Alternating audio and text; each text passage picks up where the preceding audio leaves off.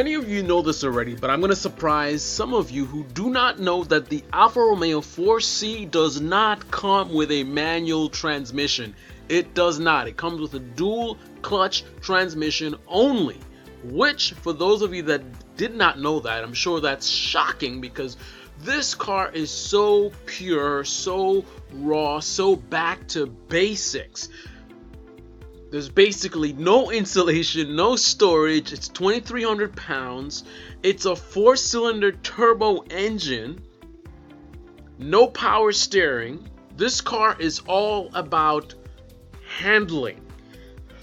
It's all about the driver experience.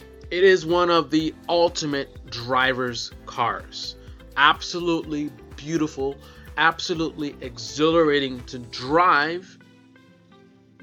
Not a lot of mumbo jumbo like you see in all these modern cars. There's so many gadgets and this and heated seats and all that. This is a very, very pure driving experience. You can see that they didn't even focus on business. They focused on passion, driving experience, something that would put a smile on your face every time you drive it, and it does. But what's up with the manual transmission or lack thereof?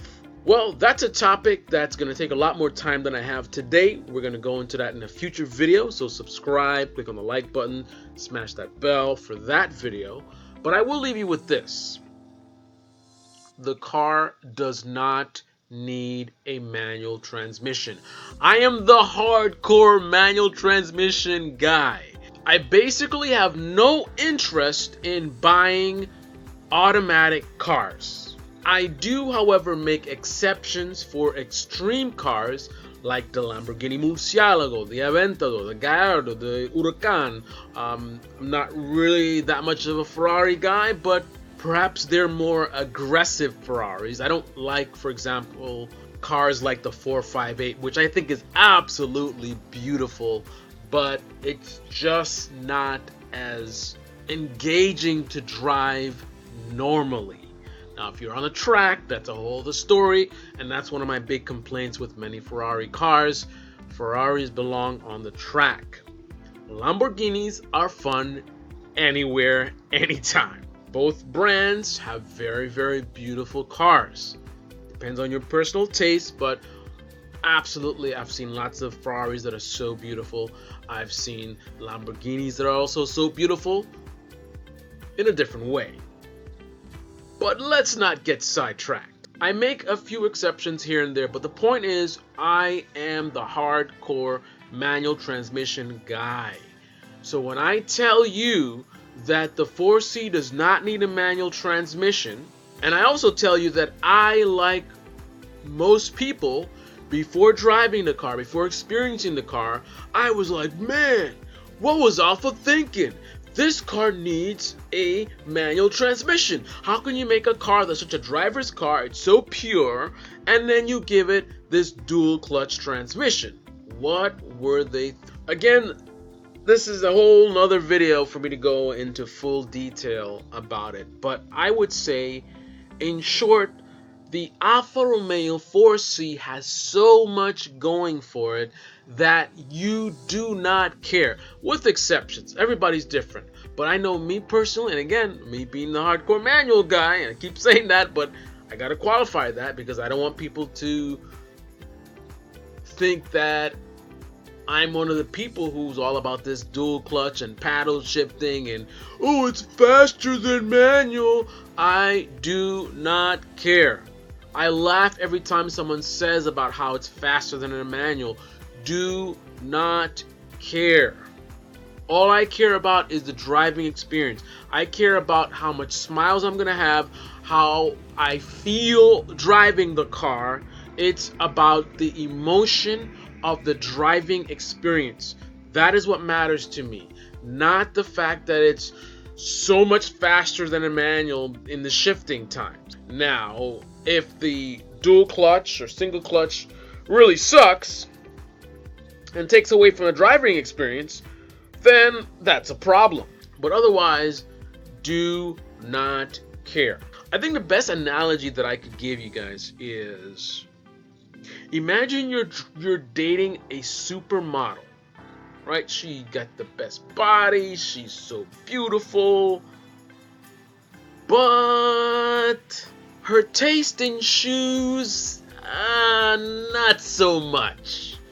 Not that you're necessarily into shoes like that, but it's just you look at the shoes that she wears, and you're just kind of like, I'm not like a shoe expert, but I know that's probably not in style.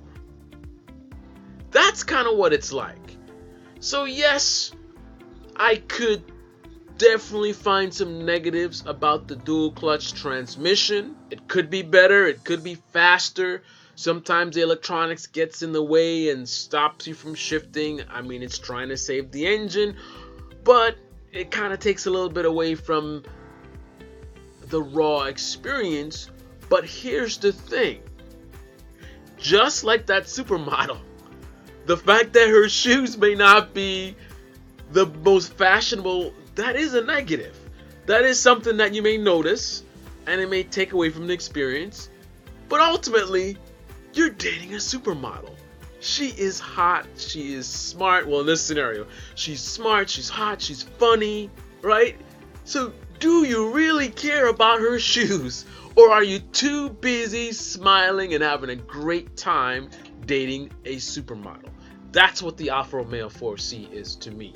It is the supermodel car, and I hate to make people possibly get the association with just the looks. It's not just the looks.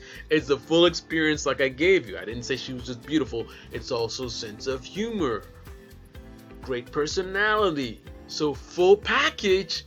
Just the shoes are kind of like, but who cares?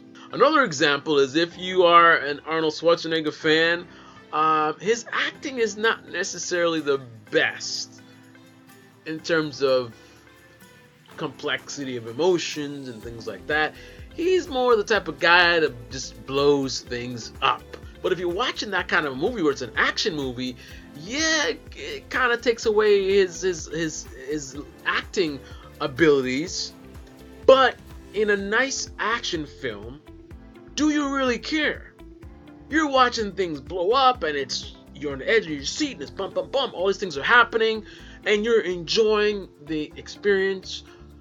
You're enjoying the action. You're enjoying the overall action movie experience. You're not really thinking about Arnold Schwarzenegger's lackluster acting skills beyond just blowing things up and looking intimidating, looking tough, which is the bulk of an action film. You really don't care. Now, I know some people do care, but for those that don't, think about the 4C in that way.